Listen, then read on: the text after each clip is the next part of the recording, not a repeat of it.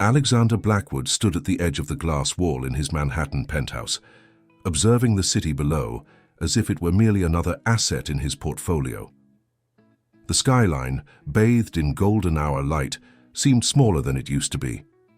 Perhaps success had that effect, shrinking what once appeared colossal.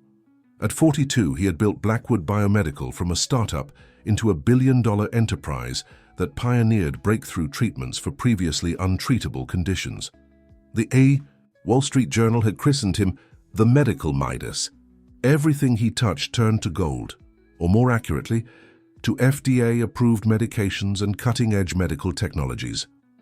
"The Wexler contract is ready for your signature," announced Vanessa, his executive assistant, entering the room with the practiced poise of someone who had spent years anticipating his needs. "And Miss Parker's assistant called to confirm dinner reservations at Per Se tonight." Alexander nodded without turning around. Catherine Parker, daughter of Senator William Parker, Harvard Business School graduate, former model, current head of the Parker Foundation, was his fiancée. Their engagement was 6 months old, their wedding 4 months away. The merger, as he sometimes thought of it in private moments, had been meticulously planned down to the last detail. Catherine had hired the top wedding planner in Manhattan, secured an exclusive venue in the Hamptons, and organized guest lists that read like a who's who of American influence. The union made perfect sense, professionally, socially, aesthetically.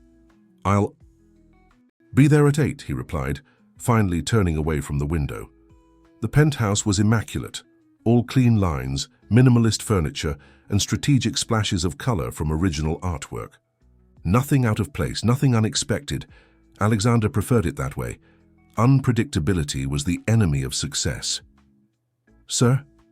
Vanessa hesitated, which was unlike her.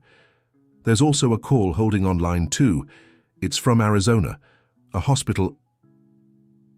Something, cold and sharp, twisted in Alexander's chest. "Arizona," he repeated. His sister Sarah had moved there years ago after their falling out. He hadn't spoken to her in nearly 3 years, not since she'd rejected his offer to join the company's research division and instead taken a position at a modest community health clinic in Phoenix. Sarah had always been stubborn, had always accused him of being too rigid, too calculated, too removed from what she called real life. "It's Flagstaff Medical Center," Vanessa clarified, her voice softening in a way that told him everything before she finished her sentence. "It's about your sister." The world seemed to slow and distort around Alexander as he took the call in his private office. The doctor's words came through in fragments that his normally precise mind struggled to assemble into coherence. "Severe. Preeclampsia. Emergency C-section. Did everything we could. Baby girl survived. 34 weeks. Stable, but requiring NICU care." Sarah was gone. The sister who had climbed trees with him in their New Hampshire childhood, who had helped him study for his SATs, who had been the only person to call him Xander instead of Alexander, was gone. And she had left behind a daughter, a premature baby now alone in the world. "Are there any other relatives we should contact?" the doctor was asking. "No," Alexander replied mechanically. "I'm the only family she has left." After the call, he sat motionless behind his desk. The usual stream of emails, contracts, and spreadsheets on his monitor suddenly seemed like artifacts from someone else's life. He could feel something shifting inside him, tectonic plates of identity grinding against each other. "Cancel my appointments for the next 3 days, he told Vanessa, "and have the jet prepared for Flagstaff immediately." Within 90 minutes, Alexander was airborne. Catherine had called twice, but he had texted only brief responses. "Family emergency. Will explain later." The truth was, he couldn't explain what was happening because he didn't understand it himself. All he knew was that something was pulling him toward Arizona, toward a fragile life connected to his by blood and loss. The hospital corridors were a blur of antiseptic smells and fluorescent lighting. A doctor, Dr. Reynolds, according to her, badge led him through double doors into the NICU. "She's right over here, Mr. Blackwood, 4 pounds 3 ounces. All her vital signs are good, but her lungs need a little help. And there she was, impossibly small with tubes and wires connected to her tiny form. Her skin was nearly translucent, her chest rising and falling with rapid, shallow breaths. A pink cap covered what appeared to be wisps of dark hair. She looked nothing like the robust smiling babies that populated diaper commercials and Instagram feeds. She looked vulnerable, unfinished, and yet... "Would you like to touch her?" the nurse asked gently. Alexander hesitated. His hands, the same hands that signed billion-dollar deals and shook with senators and CEOs, suddenly seemed too large, too clumsy, too dangerous for this fragile creature. "It's okay," the nurse encouraged. "Just put your hand through the opening here." Slowly, he extended his hand into the incubator. With one finger, he touched the baby's palm. Instantly, her tiny fingers curled around his in a grip that seemed impossibly strong for something so small. Something broke open inside Alexander. Blackwood, then. A dam holding back emotions he hadn't allowed himself to feel since childhood. Tears blurred his vision as the baby held onto his finger as if it were a lifeline. "What's her name?" he asked hoarsely. "Your sister hadn't officially named her yet," Dr. Reynolds replied. "The birth certificate is still pending. As next of kin, you can—" "Lily?" Alexander said suddenly, surprising himself. Her name is Lily. The name had appeared in his mind unbidden, a memory of Sarah's favorite flower from their mother's garden, the white flowers that had lined the path to their childhood home. "Lily Blackwood," he repeated, more firmly this time. Hours passed as Alexander sat beside the incubator, watching the tiny chest rise and fall, occasionally touching the small hand or foot. Dr. Reynolds returned with forms, explanations about Lily's condition, and questions about what would happen next. "She'll need specialized care for several weeks, possibly months," the doctor explained. "After that, Child Protective Services will need to determine—" "That won't be necessary," Alexander interrupted. "I'm adopting her." The words left his mouth before he had consciously formed them in his mind. But once spoken, they crystallized into absolute certainty. Dr. Reynolds looked surprised. "Mr. Blackwood, that's a significant decision. There are processes, home studies, legal proceedings." "I understand. Start them immediately. Whatever. Lawyers, specialists, or resources you need, I'll provide them." His tone made it clear this wasn't a matter for debate. "And I'll need recommendations for the best neonatal nurses available for private hire. Money is no object." Later that night, alone in his hotel suite, Alexander made calls to his legal team, setting in motion the machinery that would bring Lily into his life permanently. He knew there would be complications, his work, his lifestyle, his impending marriage, but for the first time in years, Alexander was acting from instinct rather than calculation. As dawn broke over the Arizona desert, he returned to the hospital. The nurse on duty was named Rachel Wilson, mid-30s with kind eyes and efficient hands. She had been caring for Lily through the night and greeted Alexander with a warm smile. "She had a good night," Rachel reported. "Her oxygen levels are improving." Alexander watched as Rachel checked monitors, adjusted tubes, and spoke softly to Lily throughout her examination. There was something in her manner, a blend of professional competence and genuine tenderness, that caught his attention. "Ms.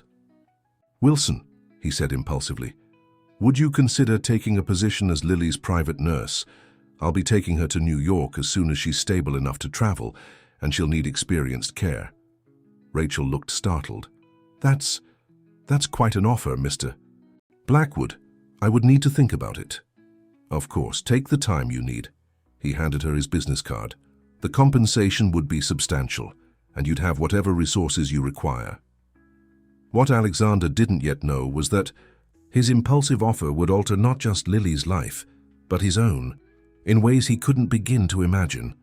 He didn't know that Rachel Wilson had a younger sister fighting an aggressive form of leukemia with inadequate insurance. He didn't know that Catherine Parker had already begun planning a surprise engagement party for when he returned to New York. He didn't know that Sarah's ex-boyfriend, a man with a history of manipulation and abuse, had already caught wind of the wealthy tech mogul who had appeared to claim his niece. All Alexander knew, as he watched the sunrise paint the hospital room in shades of golden pink, was that for the first time in his meticulously planned life, he was stepping into the unknown, and somehow it felt like coming home. 3 weeks later, a private jet touched down at Teterboro Airport in New Jersey. Alexander descended the stairs with a careful precision that would have seemed foreign to his business associates. The man, known for striding purposefully across boardrooms, now moved as if carrying the most fragile glass. In his arms, wrapped in a soft cashmere blanket, was Lily, finally deemed stable enough to travel. Behind him followed Rachel Wilson, who had accepted his offer with one condition: her sister Abigail's treatment would be transferred to Memorial Sloan Kettering in New York, with all expenses covered by Alexander. "Is the car waiting?" Alexander asked the ground staff, his voice hushed as Lily slept against his chest. "Yes, sir. SUV with the installed car seat as requested." Inside the vehicle, Rachel checked Lily's vital signs with practiced efficiency. The baby had gained nearly a pound since her birth and had been gradually weaned off respiratory support. Though she still required careful monitoring, Alexander watched the interaction, still marveling at how something so small could command such complete attention from everyone around her. "She's perfect," Rachel confirmed, stroking Lily's cheek. The cabin pressure didn't bother her at all. Alexander nodded, feeling a now familiar constriction in his chest, a mixture of relief, wonder, and an underlying fear that he wasn't equipped for this role that had been thrust upon him. Or rather, that he had thrust upon himself. As the car navigated the evening traffic toward Manhattan, Alexander's phone vibrated. Catherine's name flashed on the screen.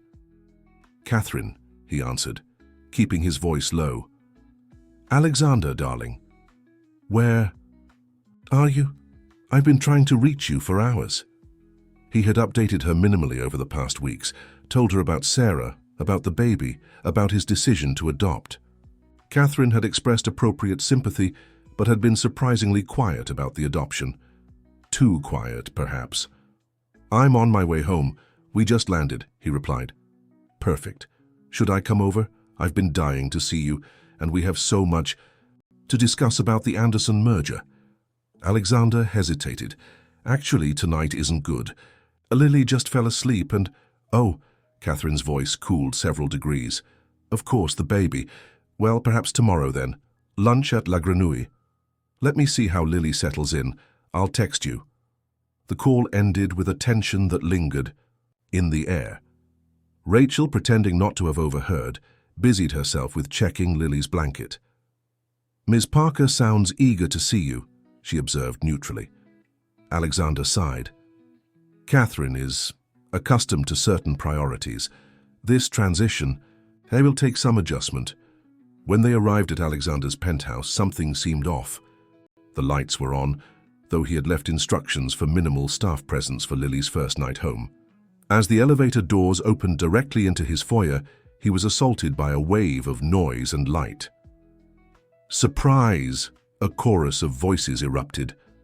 From his living room, where at least 30 people in formal attire stood holding champagne flutes, Alexander froze, instinctively tightening his hold on Lily, who startled awake and began to cry. The sound, high-pitched and distressed, cut through the celebratory atmosphere like a knife. Catherine emerged from the crowd, resplendent in a red designer gown, her smile tight at the edges as she took in the scene before her. "Welcome home, darling," she exclaimed, leaning in to air-kiss his cheek while keeping a noticeable distance from the crying infant. "I thought we could celebrate your return with a few close friends." The dissonance was jarring, the sleek adult space now filled with people holding cocktails, while Alexander stood holding a premature newborn and accompanied by a nurse carrying medical supplies. Two worlds colliding with the subtlety of a train wreck. "Catherine," he said quietly, his voice controlled but cold, "this isn't a good time." Her smile remained fixed, though her eyes hardened slightly. "Nonsense, everyone has been so concerned. Senator Mitchell is here, and the Vanderwells, and even Charles Hemmings from the FDA Approval Committee.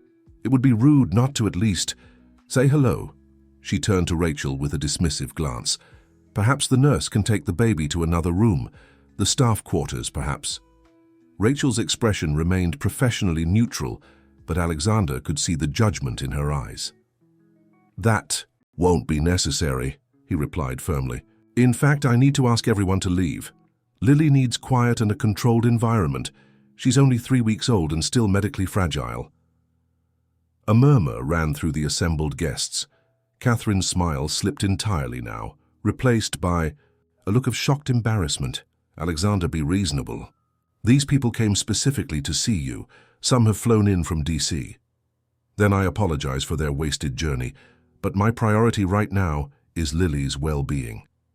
The statement hung in the air, a declaration that marked a fundamental shift in Alexander's life priorities. Catherine's face flushed with anger and humiliation. "Everyone," she announced with forced brightness, turning to the guests, "it seems our celebration will need to be postponed. Alexander is adjusting to his new circumstances." The exodus was awkward and tense. Rachel discreetly took Lily to the nursery that had been hastily prepared according to Alexander's specifications during the previous week. When the last guest had departed, Catherine rounded on him. "What the hell was that?" she demanded, her voice low but vibrating with fury. "Do you have any idea how this makes me look? How it makes us look?" "You should have consulted me before planning this," Alexander replied calmly. "I told you Lily would be coming home today." "Yes, the baby," Catherine said, her tone making the word sound like a disease. "Alexander, this isn't what we planned. This isn't part of our future."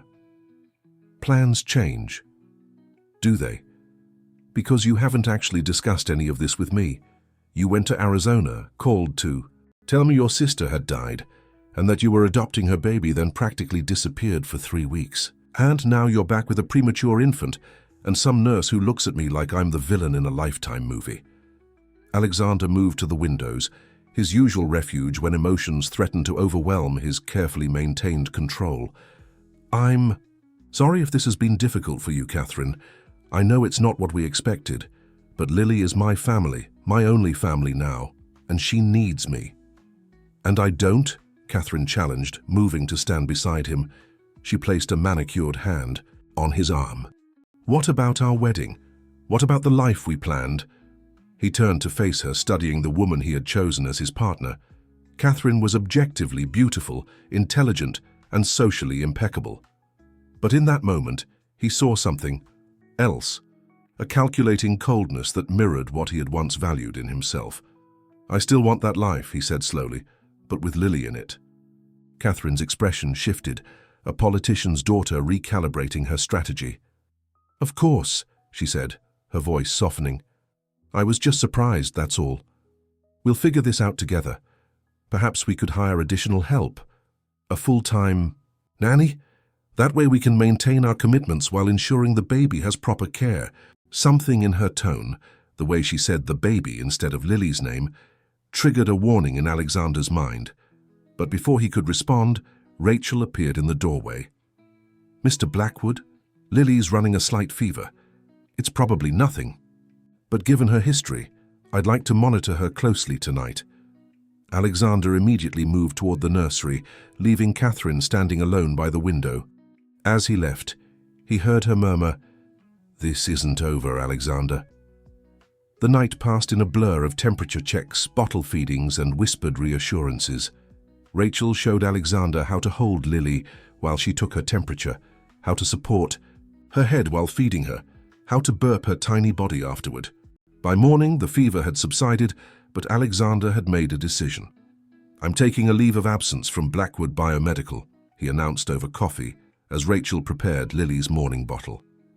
"I've already spoken with the board. My COO will assume operational control for the next 3 months. Rachel looked up in surprise. "That's a significant decision, are you sure?" Alexander nodded. "Lily needs stability right now, and I need to know her, to be her father, not just the person financing her care." "What about Ms. Parker?" The question hung in the air between them. Before Alexander could answer, the elevator chimed, announcing Catherine's arrival. She stepped into the apartment dressed impeccably in a cream Chanel suit, her smile bright, but not quite reaching her eyes. "Good morning," she announced, setting down a large gift bag with the designer Baby Boutique's logo. I thought our little one might need some proper New York attire. The term "our little one" struck a discordant note. Alexander watched as Catherine pulled out tiny designer outfits, a miniature Burberry dress, Ralph Lauren onesies, baby Gucci shoes that would be outgrown in weeks. "These are very generous, Catherine," he said carefully, "but Lily mostly needs practical items right now. She's still so small that specialty preemie clothes work best." Catherine's smile tightened almost imperceptibly. "Well, she'll grow into them, and I've taken the liberty of interviewing nannies.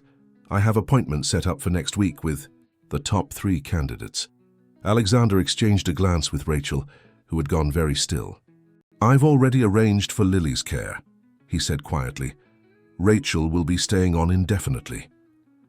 "A hospital nurse isn't the same as a properly trained nanny, darling," Catherine replied with a dismissive wave. "We need someone who understands our lifestyle. Besides, I'm sure Ms. Wilson has other patients who need her expertise." Rachel cleared her throat. "Actually, I've taken a leave of absence to focus exclusively on Lily's care, and I have specialized training in premature infant development." Catherine's gaze sharpened. "How dedicated of you." The tension in the room was palpable. Alexander moved to stand closer to Rachel and Lily, a subtle positioning that wasn't lost on Catherine. "I see," she said, her voice cooling. "Well, I should go. I have a foundation meeting at 11. Perhaps we can discuss this further over." "Dinner? Just the 2 of us?" Alexander nodded, though something told him the conversation would not go as Catherine hoped. As she left, she brushed a kiss across his cheek and whispered, "Remember who you are, Alexander. Remember the life we're building." But as the elevator doors closed behind her, Alexander looked down at Lily, now awake and gazing up with unfocused dark eyes, and thought, "I'm beginning to remember who I really am, and perhaps it's not who I've been pretending to be all these years." What none of them realized was that the engagement party had included a staff photographer hired by Catherine, and photos of Alexander returning with baby Lily and the attractive nurse were already being prepared for strategic release to the press. Catherine Parker did not react well to changes in plans, especially plans she had spent years cultivating. By the time Lily reached 2 months of age, Alexander Blackwood's life had transformed in ways he never could have anticipated. The penthouse, that had once been a showcase of modern design, featuring artwork worth millions and furniture selected by top designers, now contained baby swings, a specialized crib, monitoring equipment, and soft toys that played gentle lullabies. Board meetings had been replaced by pediatrician appointments. Market reports had given way to developmental milestone charts. And Alexander, to his own surprise, wouldn't have it any other way. "She's smiling," he said one morning, his voice filled with wonder as he leaned over Lily's bassinet. "Rachel, look, she's actually smiling at me." Rachel Wilson moved beside him, her presence now a constant in the household. "That's her first social smile," she confirmed, her own face mirroring the expression. "Right on schedule for her adjusted age." Over the weeks, Rachel had become more than just Lily's nurse. She was Alexander's guide through the unfamiliar territory of parenthood, teaching him everything from how to change diapers to how to read Lily's different cries. She never made him feel inadequate for not knowing these things, never judged his questions or his initial clumsiness. Instead, she worked alongside him as a partner in Lily's care. "You're a natural," she told him, as he successfully soothed Lily from a crying spell. Some people never develop this intuition, even with their biological children. The compliment warmed something in Alexander that had been cold for too long. "I don't feel natural at this. I feel terrified most of the time, like I'm one mistake away from failing her." Rachel's laugh was soft, understanding. That's actually the definition of being a good parent, caring enough to worry about failing. Their conversations had grown deeper as the weeks passed. Alexander learned that Rachel had practically raised her younger sister Abigail after their parents divorced, that she had worked 3 jobs to put herself through nursing school. That she specialized in neonatal care because she believed the beginning of life deserved the most tender attention. In turn, he found himself sharing stories about Sarah that he hadn't allowed himself to remember for years.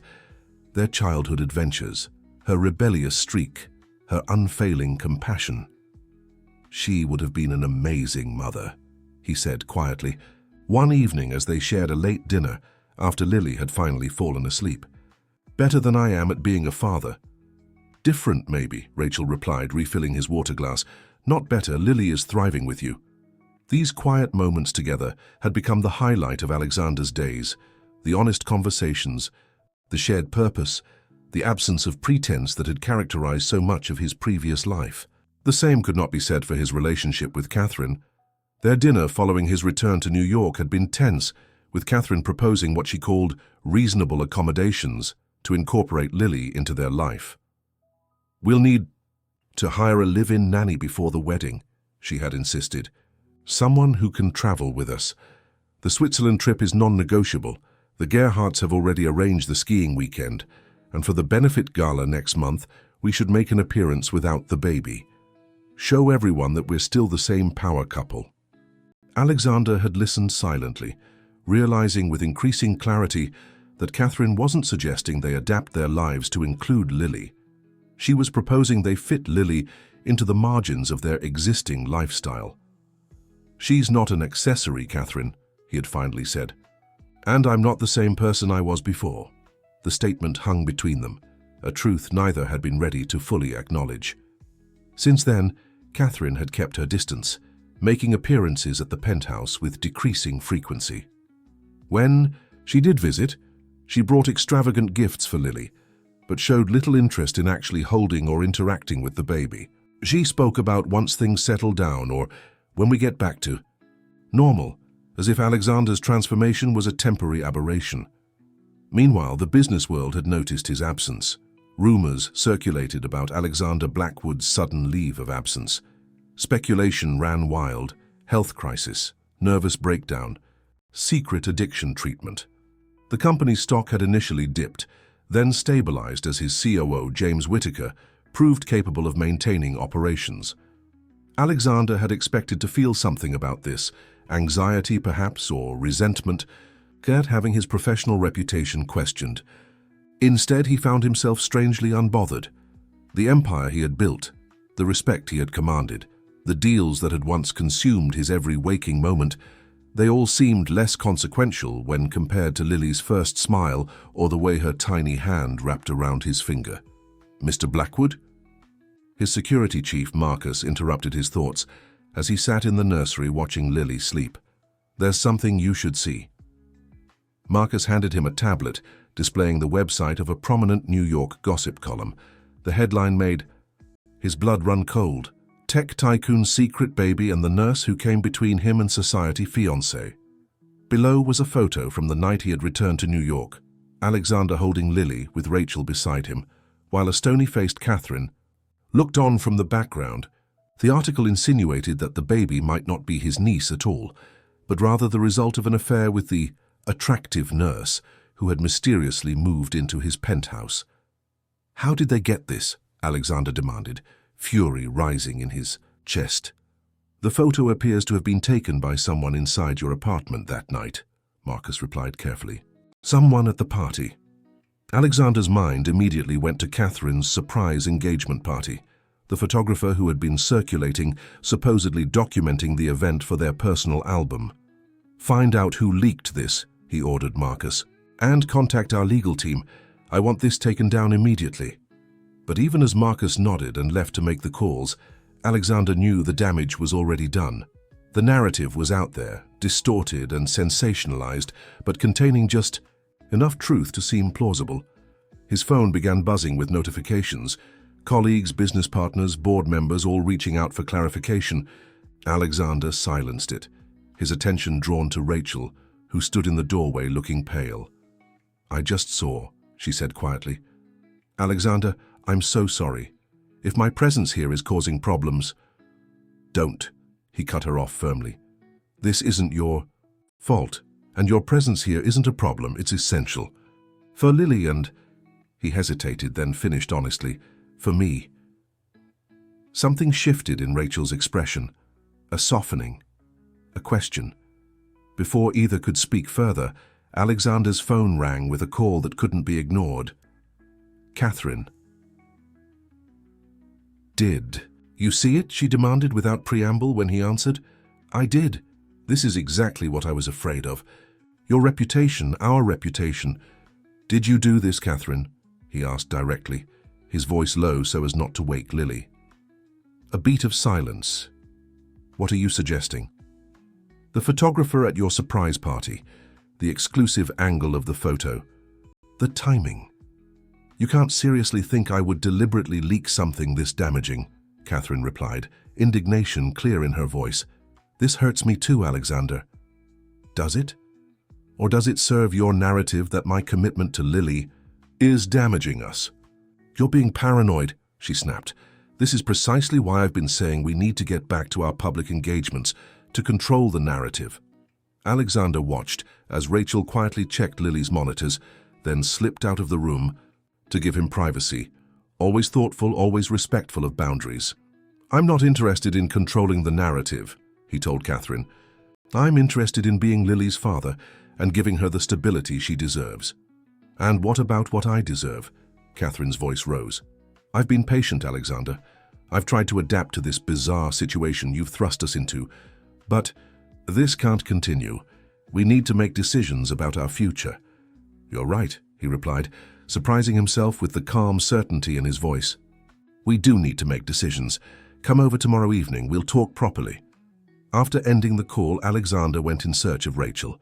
He found her in the kitchen preparing Lily's bottles for the night. "Everything okay?" she asked, her focus on measuring formula with scientific precision. "No," he admitted, "but it will be."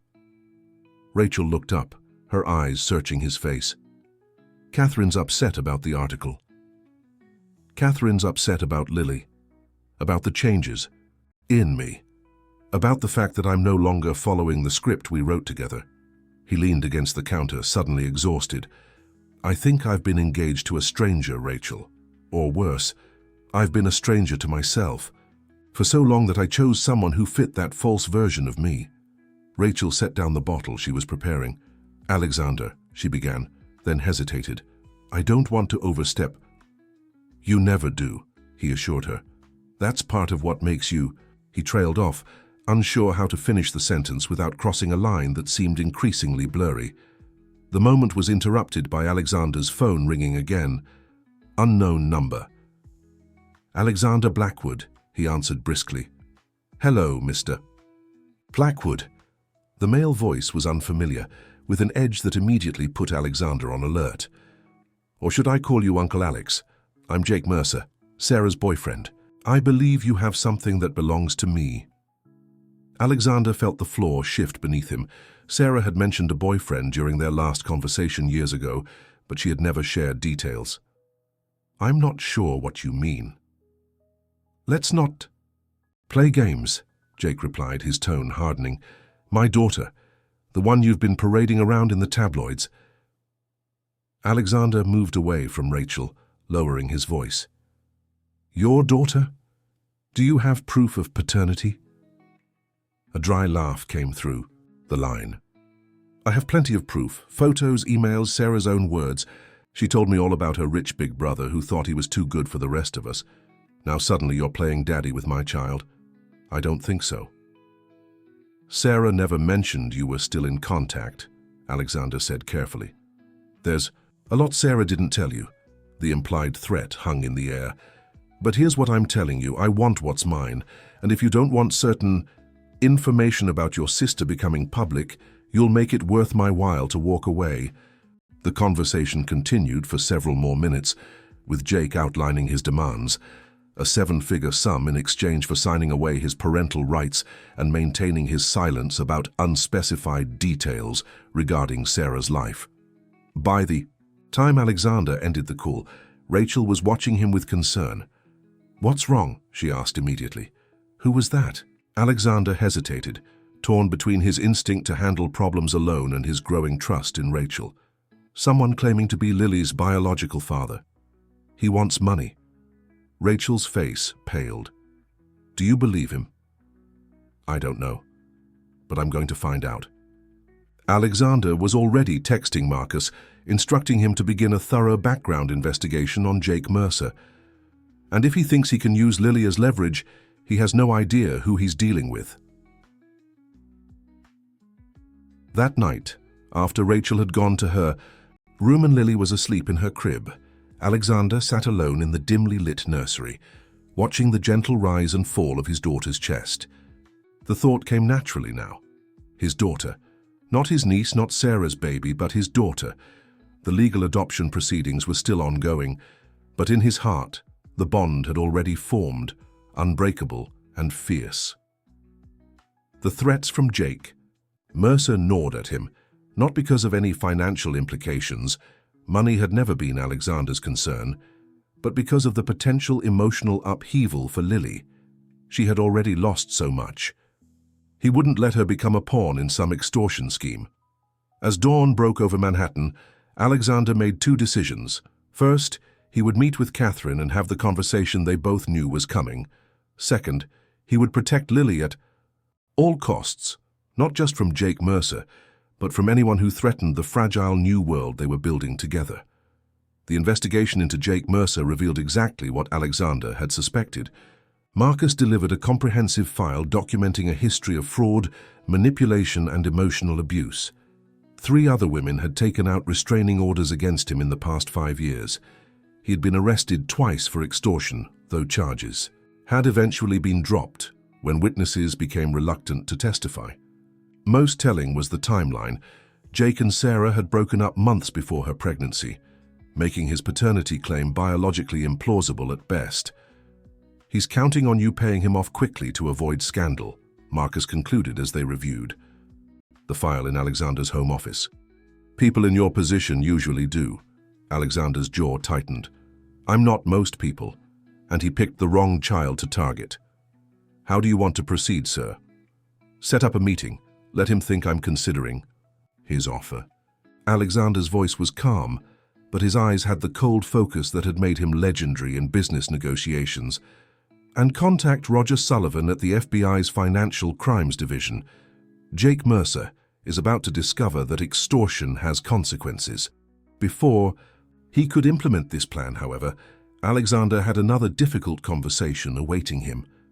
Catherine arrived precisely at 7 that evening, dressed in a sleek black dress that suggested she was heading to another engagement afterward.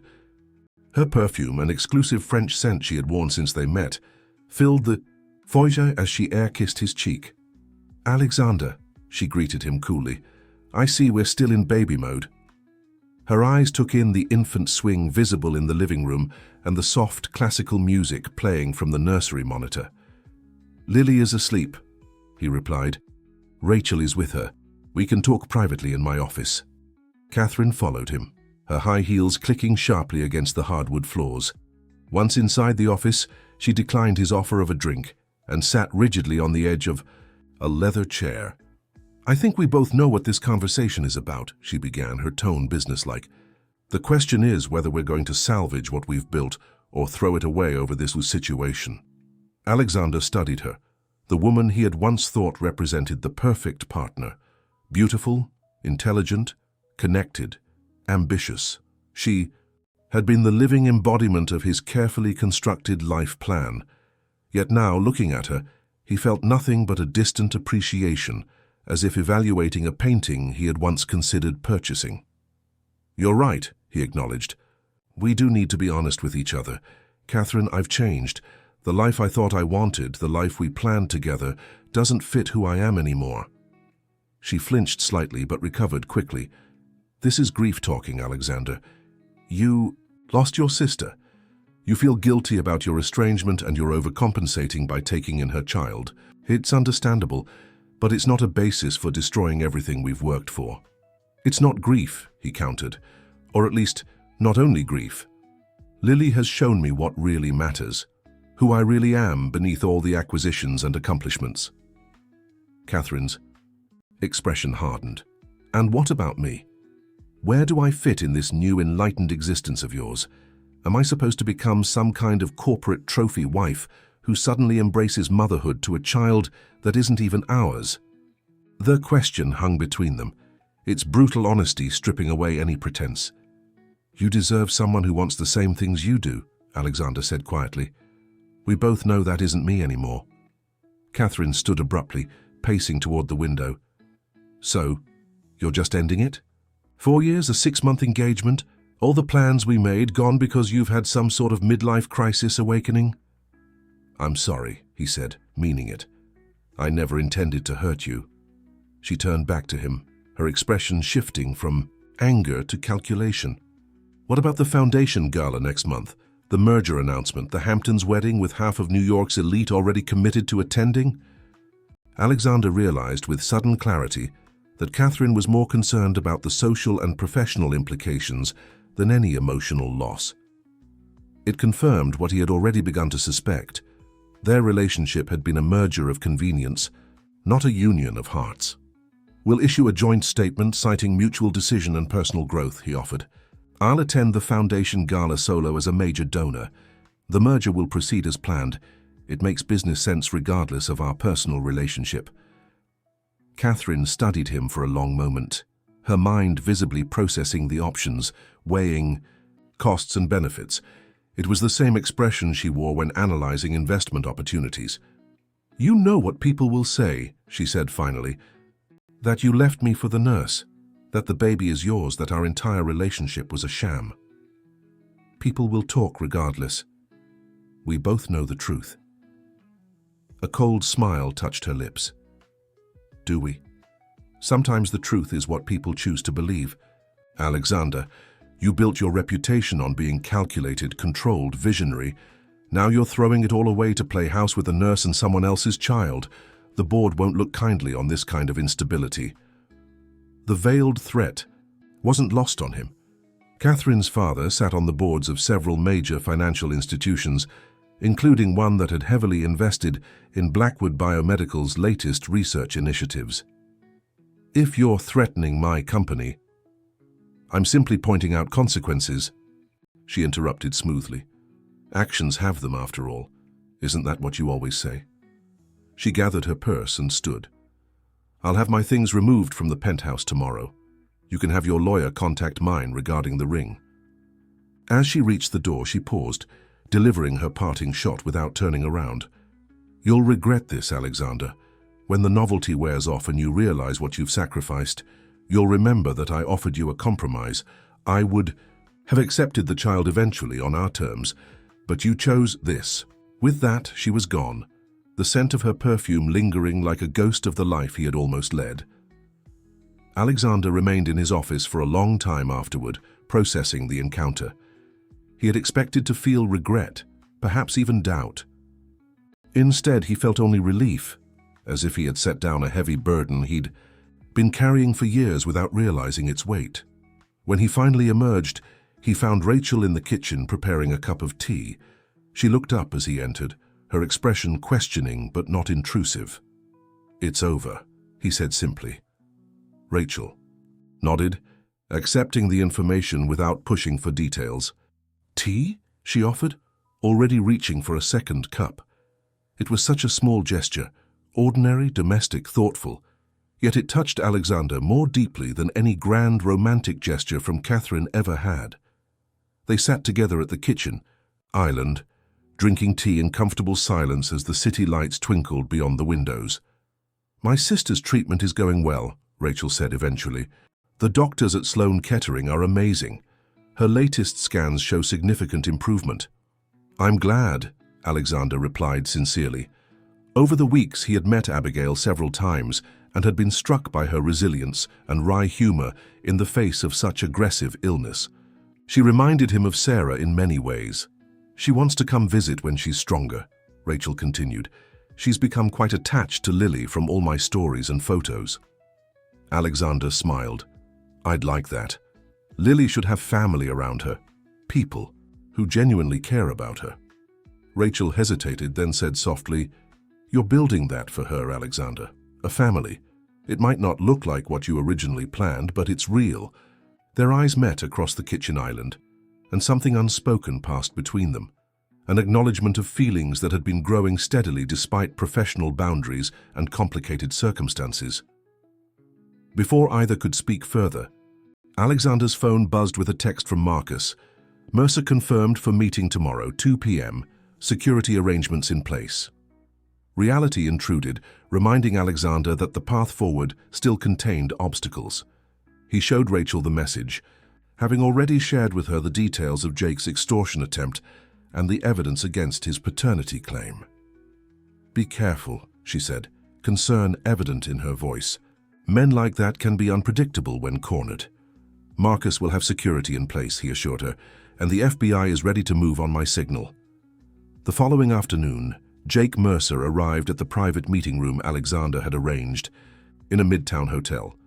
He was younger than Alexander had expected, mid-30s with carefully styled hair and the artificial confidence of someone perpetually playing a role.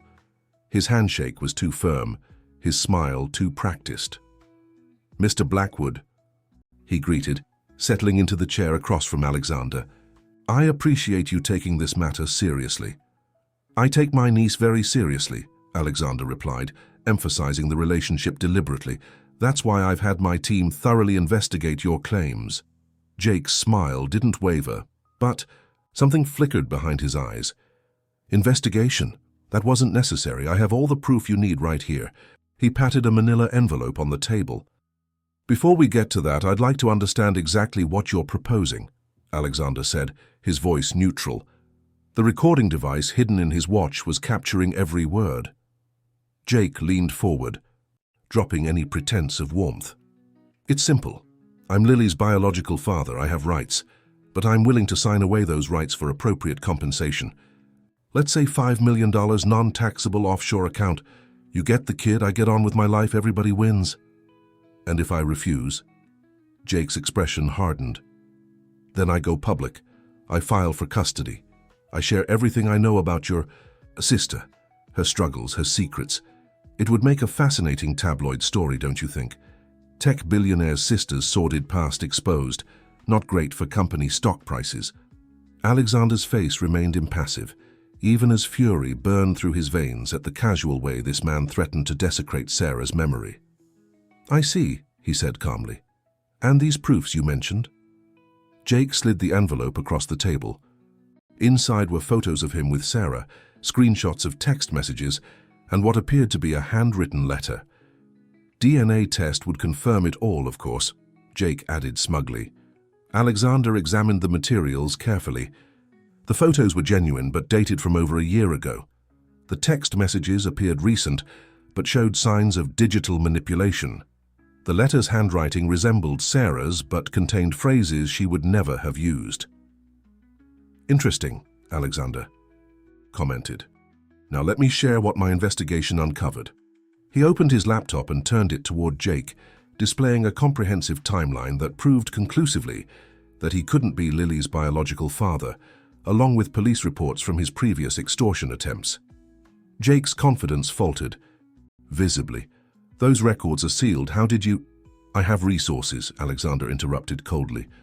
"Just as I have resources to ensure that if you ever attempt to contact my daughter again, you'll face federal charges for extortion and wire fraud.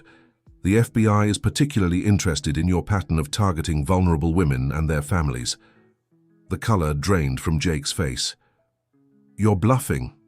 In answer, Alexander nodded toward the door, which opened to reveal Marcus and two serious-looking men in suits, FBI agents who had been waiting in the adjoining room.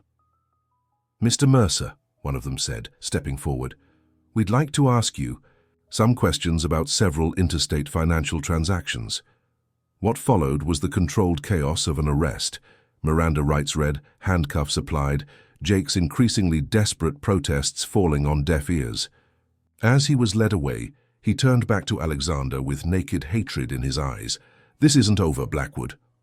Alexander watched him go, feeling not triumph but a weary relief. One threat neutralized, Lily's future secured a little more firmly. Yet as he gathered his materials to leave, his phone buzzed with a text from Rachel that sent ice through his veins. "Emergency. Come home now. Someone tried to take Lily." The next 20 minutes were the longest of Alexander's life. His security detail rushed him back to the penthouse, where police officers were already taking statements. Rachel sat on the sofa, visibly shaken but unharmed, speaking with a detective. There was no sign of Lily. "Rachel!" Alexander rushed to her side, heart pounding. "Where's Lily? What happened?" Relief flooded her face at the sight of him. She's safe, in the nursery with the police officer. I wouldn't let her out of my sight. Alexander exhaled sharply, the terror receding. Tell me everything. Rachel's account emerged in a steady voice that belied her trembling hands. She had taken Lily for her regular afternoon walk in the park, securely strapped in her stroller with a security guard following, at a discreet distance as always. As they rounded a secluded corner of the path, a woman had approached, commenting on how beautiful Lily was, and asking how old she was, normal questions that Rachel had fielded countless times before. Then she said something odd, Rachel continued. She said, "Catherine sends her regards." Before I could process what that meant, she tried to grab the stroller. When I resisted, she claimed to be Catherine's sister, saying there had been a change of plans and she was supposed to bring Lily to Catherine for a surprise photo shoot for you. Alexander's blood ran cold. Catherine doesn't have a sister. I know that, Rachel confirmed. When I refused, she became aggressive. Fortunately, your security guard intervened, and she ran off. We came straight back and called the police. The detective, who had been listening quietly, spoke up. Ms. Wilson was able to provide us with a detailed description. We're reviewing security footage from the park and surrounding areas. The attempt was amateur, not the work of professional kidnappers. Could it be connected to the extortion attempt you were dealing with today? Rachel asked Alexander quietly. He shook his head slowly, a terrible suspicion forming. The timing is too perfect, and the mention of Catherine. After the police left, promising increased patrol around the building and a thorough investigation, Alexander went to the nursery. Lily was awake in her crib, unaware of the drama that had unfolded, batting happily at the mobile hanging above. The sight of her, safe, content, oblivious to the threats surrounding her, brought a lump to his throat. "I'll never let anyone hurt you," he whispered, gently lifting her into his arms. Never. Rachel appeared in the doorway, watching them with soft eyes. The detective called. They identified the woman from security footage. She's a personal assistant who works for Catherine's event planning company. Alexander closed his eyes briefly, the confirmation of his suspicion bringing no satisfaction, only a cold resolve. Have Marcus increase security immediately. No one enters this building without explicit approval, and I want the legal team to prepare restraining orders against both Catherine and Jake Mercer. Do you really think Catherine would? Rachel trailed off, unable to complete the horrifying thought. I don't know, Alexander admitted, but I'm not taking any chances. Not with Lily. Not with you. The inclusion of Rachel in his protection was instinctive, natural. She had become essential to this new life they were building, not just as Lily's nurse, but as the steady heart of what was becoming a family. That night, after additional security measures had been implemented and Lily was safely asleep under the watchful eye of a trusted night nurse, Alexander found Rachel on the terrace, wrapped in a sweater against the cool evening air. I keep replaying it in my mind, she admitted as he joined her. What if I had been distracted for just a moment? What if your security hadn't been there? But you weren't, and he was, Alexander said gently. You protected her, Rachel, just as you've been protecting her since the day she was born. Rachel turned to him, moonlight silvering her features. I never expected any of this when I agreed to come to New York. I thought I was just accepting a well-paying job to help my sister. But now, Alexander prompted when she didn't continue. Now, I can't imagine being anywhere else, she finished softly. Being with anyone else. The words hung in the night air between them, honest and unadorned. Alexander reached out, his hand finding hers on the terrace railing. I felt dead inside for years, he confessed. Building wealth, making deals, accumulating power, none of it touched me here. He pressed his free hand to his chest. Then, Lily came into my life, and suddenly everything was raw and real again. And you. He paused, searching for words. You showed me how to care for her, how to love her, how to become the father she needs. Rachel's fingers tightened around his. "You would have found your way. You have so much love in you, Alexander. You just needed permission to show it." He moved closer to her, the city lights sparkling below them like earthbound stars. "I'm not the man I was 3 months ago. I don't want to be that man ever again." "I know," she whispered. "That's why, before." She could finish. Alexander's phone rang, the special ringtone he had assigned to his legal team. Reluctantly, he answered. Blackwood. The news was both shocking and, in retrospect, unsurprising. Catherine Parker had been caught on the penthouse's security system, using her still-active key fob to enter the building after hours.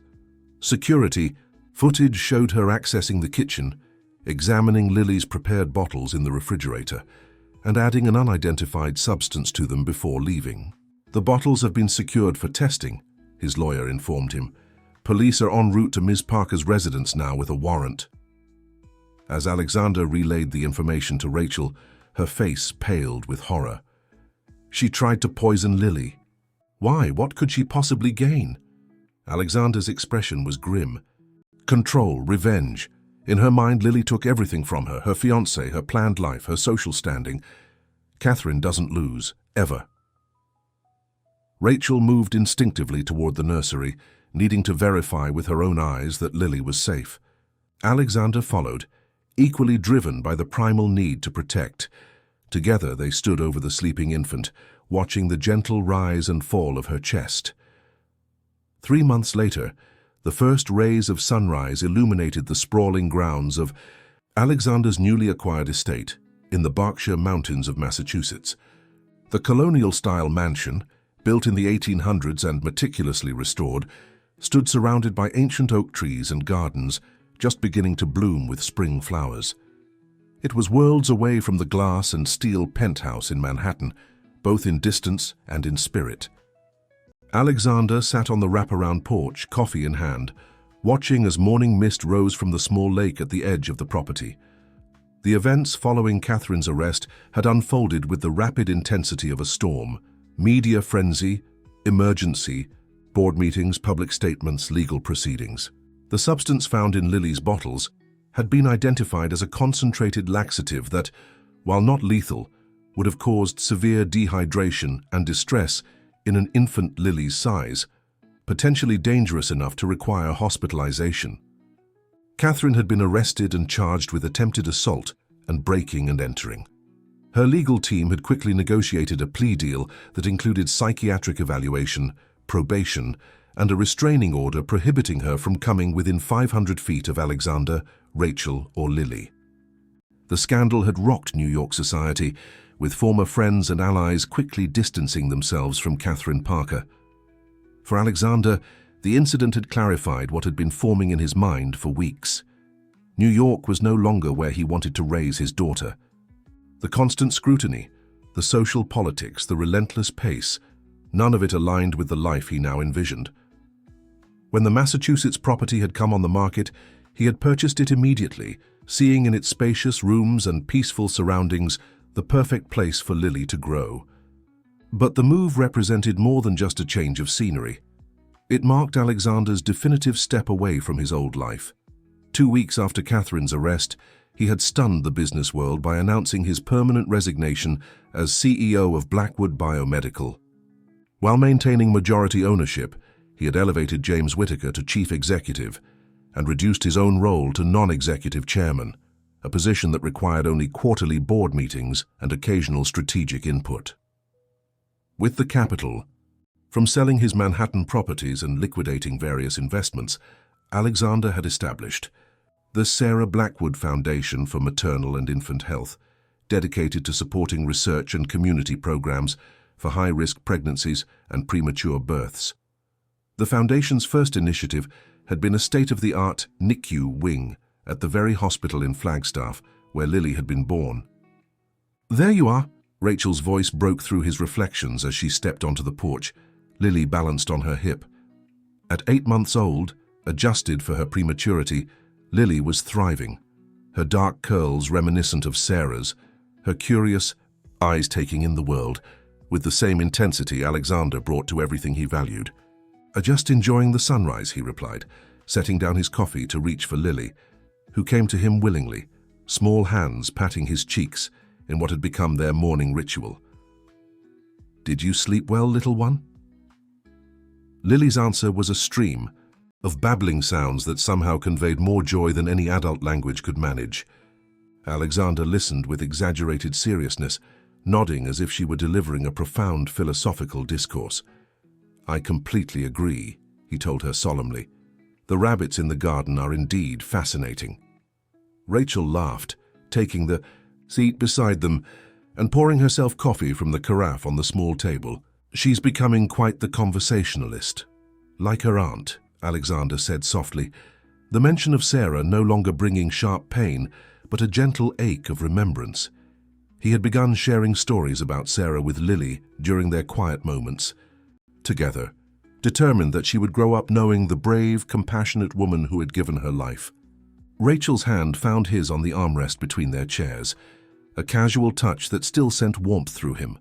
Their relationship had evolved naturally in the aftermath of the crisis, professional boundaries giving way to the undeniable connection that had been building between them. Rachel had officially transitioned from Lily's nurse to her legal guardian alongside Alexander, a decision that had felt right in every way. "Abigail's plane lands at noon," Rachel reminded him. "Her last scan was completely clear. The doctors are calling it a full remission." The news about her sister, now officially cancer-free after months of aggressive treatment, had brought tears to Rachel's eyes when she first received the call. Alexander had held her as she cried with relief, the fear she had carried for so long finally releasing its grip. "She'll stay as long as she wants," Alexander said. "The East Wing suite is ready for her." Rachel's smile was warm with gratitude. She's excited about the foundation position. Her experience with patient advocacy will be perfect for the community outreach program. The offer to make Abigail the foundation's community liaison had been a natural extension of the family they were building. Not a charity gesture, but a recognition of her genuine talents and passion for helping others navigate medical challenges. "The architects are coming this afternoon as well," Alexander added, "to finalize the plans for the clinic." The rural health clinic was Alexander's latest project, a facility to be built on the edge of their property, serving the surrounding communities that had limited access to quality healthcare. It would be staffed by rotating specialists from Boston's top hospitals, providing everything from prenatal care to pediatric services to elder care. "Local families won't have to drive 2 hours for basic healthcare anymore," Rachel said, her voice reflecting her own passion for the project. As a nurse who had seen firsthand the consequences of healthcare inequality, she had been instrumental in developing the clinic's scope and approach.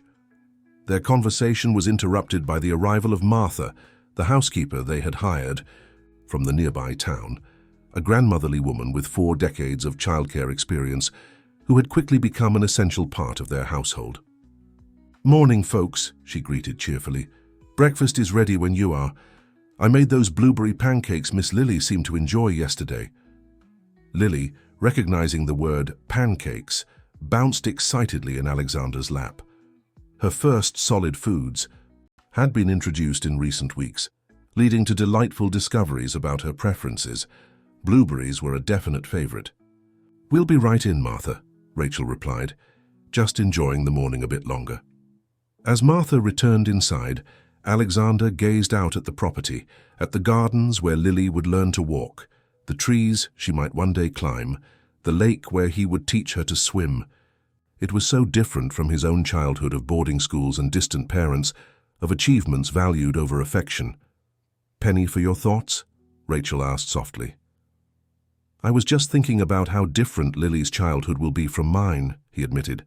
"My parents believed that success was measured in accomplishments, in power, in material wealth. I spent my whole life chasing those things, thinking they would fill some void inside me." He looked down at Lily, who was contentedly playing with the buttons on his shirt. "But this feeling right here is what I was looking for all along." Rachel leaned over to kiss his cheek, her free hand brushing Lily's curls. "You're giving her what every child deserves, love, security, and the freedom to become herself." The simple truth of her words settled over Alexander like a blessing. They sat together in comfortable silence, watching as the morning mist burned, away under the strengthening sun, revealing the landscape in all its clarity. Later that day, after welcoming Abigail with tearful hugs and watching her immediate bond with Lily, after meeting with architects to review plans for the clinic, after a family dinner filled with laughter and plans for the future, Alexander found himself alone, with Rachel in the library. Abigail had taken charge of Lily's bedtime routine, insisting that Auntie Abby time was essential for proper child development. Rachel curled beside him on the leather sofa, her head resting against his shoulder, as they enjoyed the peaceful quiet. The library had quickly become their favorite room, walls lined with books, a stone fireplace, comfortable seating that invited long conversations or companionable silence.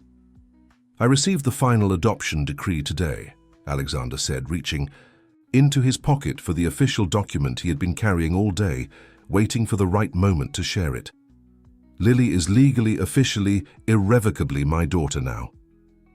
Rachel sat up, her face lighting with joy as she examined the document. "Oh, Alexander, this is wonderful. There's more," he continued, his heart rate increasing slightly. "I've been thinking about family, what it means, how it's created. Lily deserves a complete one." Rachel's expression softened with understanding. "She has that already. She has you, me, Abigail, Martha. She has love surrounding her from all sides." "Yes," Alexander agreed, taking her hand in his, "but I was hoping we might make it official. All of it." From his other pocket, he withdrew a small velvet box, not the ostentatious diamond he had once presented to Catherine, but a simple sapphire set in white gold, its blue depths reminiscent of the lake on their property. "Rachel Wilson," he said quietly, opening the box between them, "you've taught me what matters in this life. You've helped me become the father Lily deserves and the man I always should have been. Will you marry me? Will you be my wife, Lily's mother, my partner in everything that matters?" Tears filled Rachel's eyes, but her smile was radiant. "Yes," she whispered. "Yes to all of it."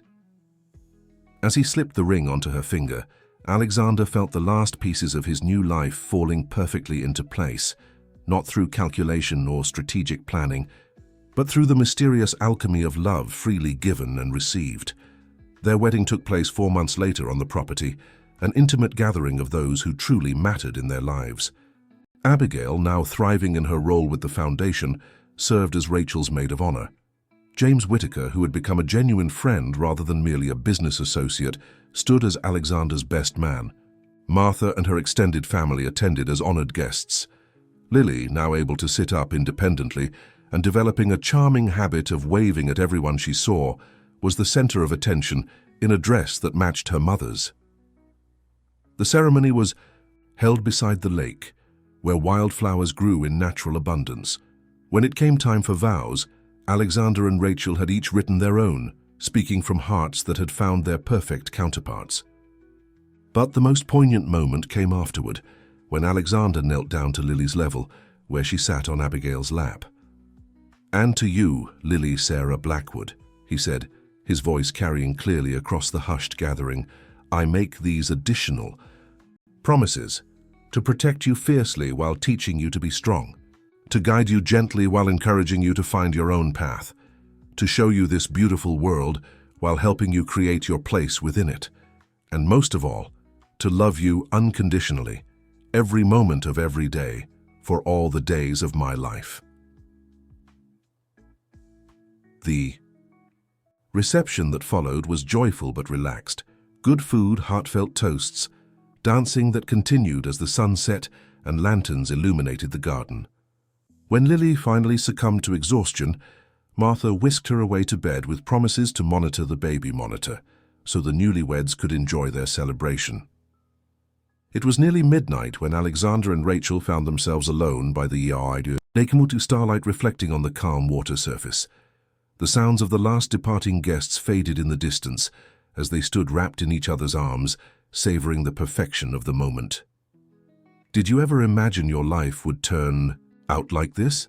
Rachel asked, her head resting against his chest. Alexander considered the question, thinking back to the man he had been before Sarah's call had changed everything. The driven, isolated, emotionally detached CEO whose life had been defined by the next deal, the next acquisition, the next rung on a ladder that led nowhere meaningful. "No," he answered honestly. "I couldn't have imagined this because I didn't know how to want it. I didn't understand that real success isn't measured in bank accounts or board seats or business journal profiles." "And now?" she prompted gently. Alexander looked toward their home, where their daughter slept peacefully, where Rachel's sister had found healing and purpose, where they were creating something that would outlast any corporate legacy he might have built. "Now I know that success is this, building something real together, creating a home where love isn't rationed or conditional, using our resources to help others find healing." He turned to face her fully, framing her face with his hands. "Finding someone who sees the person you truly are and loves you not despite your flaws, but with them." Rachel smiled up at him, the moonlight illuminating the happy tears in her eyes. "I think Sarah would be proud of the man you've become." "I think she somehow knew what I needed," Alexander replied softly. "She trusted me with her most precious gift, knowing it would save me as much as I saved Lily." As they walked hand in, hand back to their home, Alexander felt a sense of completion he had never known possible. The empire he had once built of glass and steel and stock options had crumbled away, replaced by something infinitely more valuable. A family forged not through obligation or expectation, but through choice and love and the beautiful unpredictability of life's most profound turns. 4 years later, Alexander stood in that same garden watching as Lily, now a vibrant 5-year-old with her aunt's curls and her father's intensity, chased butterflies among the wildflowers. Beside her toddled her 2-year-old brother Michael, named for Rachel's father, his chubby legs working determinedly to keep up with his adored big sister. The rural health clinic was now a thriving reality, serving thousands of patients annually. The Sarah Blackwood Foundation had expanded to support similar initiatives across 5 states, with plans to go national within the next decade. Alexander still maintained his role as non-executive chairman at Blackwood Biomedical, but his true passion now lay in the foundation's work, and above all in the family that had blossomed around him. Rachel had returned to nursing part-time at the clinic, specializing in maternal and infant care, while balancing her role as mother, wife, and the foundation's healthcare advisor. Abigail, now completely cancer-free for 4 years, had become the foundation's executive director, bringing both personal experience and professional acumen to the role. Their home had become a center of warmth and purpose, filled with children's laughter, family meals, and the constant hum of meaningful work being done. The wounds of the past had healed, leaving only wisdom in their place. "Daddy, look," Lily called, running toward him with something clutched gently in her hands. "I found a butterfly with broken wings. Can we help it?" Alexander knelt down to her level, examining the injured monarch butterfly resting in his daughter's small palms. "We can certainly try, sweetheart. Let's go ask Mom how we might help this little friend." As they walked hand in hand toward the house, Lily looked up at him with the serious expression she often wore when considering important matters. "The butterfly is like me, isn't it, Daddy?" "What do you mean, Lily?" Alexander asked, curious about the connection she had made. "You told me I was small and hurt when you found me, but you and Mommy helped me get strong. Now we can help the butterfly get strong too." Alexander felt his throat tighten with emotion. They had always been honest with Lily about her origins, explaining in age-appropriate ways that she had grown in her birth mother's tummy, but that Sarah had gone to heaven when Lily was born, that Alexander was her uncle, who became her daddy, and Rachel was the nurse who became her mummy. Rather than confusion, these truths had given Lily a profound sense of being cherished, specially chosen and fiercely loved. "That's exactly right, my brilliant girl," he answered, squeezing her hand gently. "Sometimes the most beautiful journeys start with broken wings." Rachel met them on the porch, Michael on her hip babbling happily at the sight of his father and sister. As they gathered to examine the butterfly and discuss rescue options, Alexander was struck by the perfect simplicity of this moment, this family, this life, this purpose. Later that evening, after the children were asleep and the house had settled into peaceful quiet, Alexander and Rachel sat on the porch swing watching stars appear in the darkening sky. His arm around her shoulders, her head resting against him, they gently rocked in comfortable silence. "I got a call from Catherine's father today," Alexander said eventually. "Senator Parker." Rachel tensed slightly beside him. Though years had passed since the events in New York, Catherine's name still evoked uncomfortable memories. "What did he want?" she asked. "To apologize, surprisingly. He's retiring from the Senate and said he's been doing a lot of reflecting. He mentioned that Catherine has completed her treatment program and is living quietly in Europe. She's apparently doing charitable work with children there." Rachel considered this news. "I hope she's found some peace." "As do I," Alexander agreed. "The senator asked if we would consider allowing the Parker Foundation to contribute to our next NICU project. No publicity, no recognition, just the funding." "And what did you say?" Alexander smiled. "I said that would be acceptable. Healing comes in many forms, and if the Parker wealth can help save premature babies like Lily, that seems like appropriate. Closure." Rachel nodded, understanding his decision. Full circle. They fell quiet again, listening to the symphony of night sounds, crickets chirping, the distant call of an owl, the gentle rustle of wind through the trees. These were the soundtracks of their lives now, replacing the urban cacophony they had once known. "Do you ever miss it?" Rachel asked softly. "The power, the influence, the excitement of that world?" Alexander considered the question carefully. "Not the things themselves," he answered honestly. "But sometimes I miss the person I might have become, if I'd learned these lessons earlier. The years I wasted chasing the wrong definitions of success." He pressed a kiss to her temple. "But then I look at our life, at Lily and Michael, at you, at everything we've built together, and I can only be grateful for the path that brought us here, however winding it was." "I wouldn't change a thing," Rachel murmured, turning to meet his gaze in the dim porch light.